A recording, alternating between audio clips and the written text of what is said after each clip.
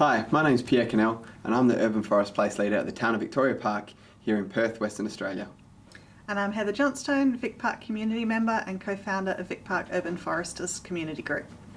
Our presentation is about the deep end of our field, that interface between people and the community and these planting activities that we're trying to deliver.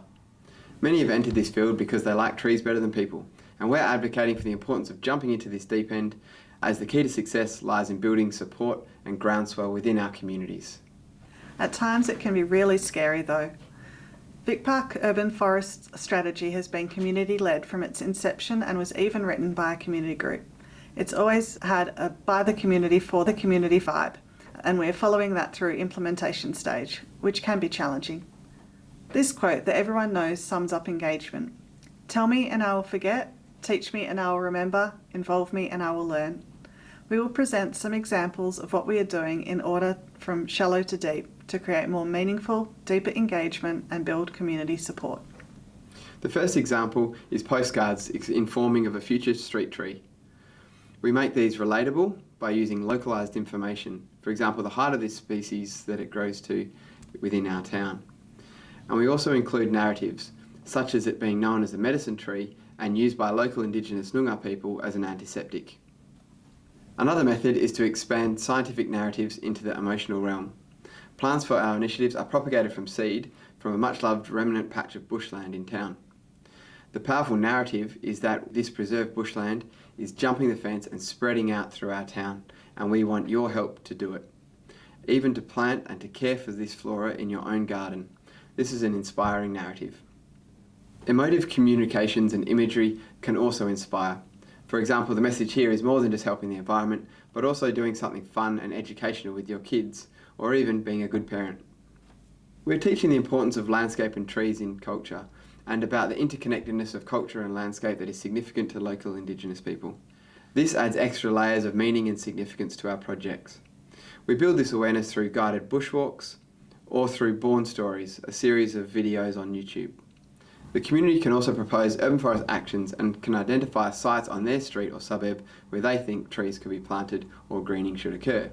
This provides a meaningful avenue to be involved and provide true direction to the implementation of our strategy. The town and community wanted to ensure the vision for a sustainable and well-managed urban forest would be maintained, especially in the face of leadership and personnel changes. With inspiration chiefly from US-based tree boards, we arrived at an action-based advisory group model to oversee implementation. We call this our UFS Implementation Working Group.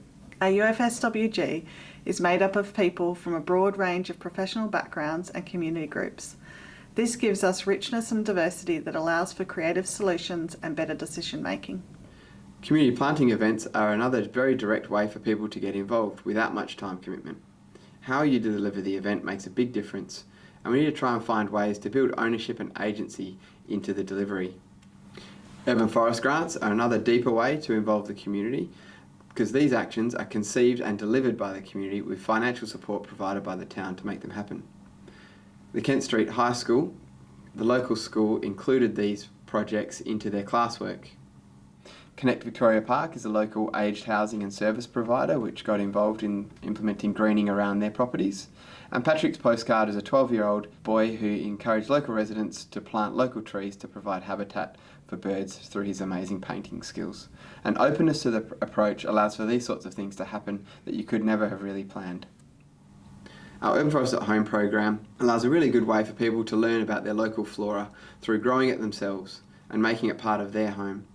And it also helps to get those vital trees and local shrubs onto private property. And this provides really positive experiences. Finally, we go beyond Benjamin Franklin with Empower, facilitating and partnering with local groups, which can help build the momentum and create a self-sustaining movement. These groups have more reach into the communities and often have really high levels of trust. Community members like helping volunteer groups more than local governments. The final aim is ownership, for the community to own their local forest. This is our community leader, Mayor Karen Vernon, planting with a child from the community. And while urban forest actions provide a physical legacy, they are also important to provide a psychological one too, and to influence the attitudes of future generations, and to lead by example.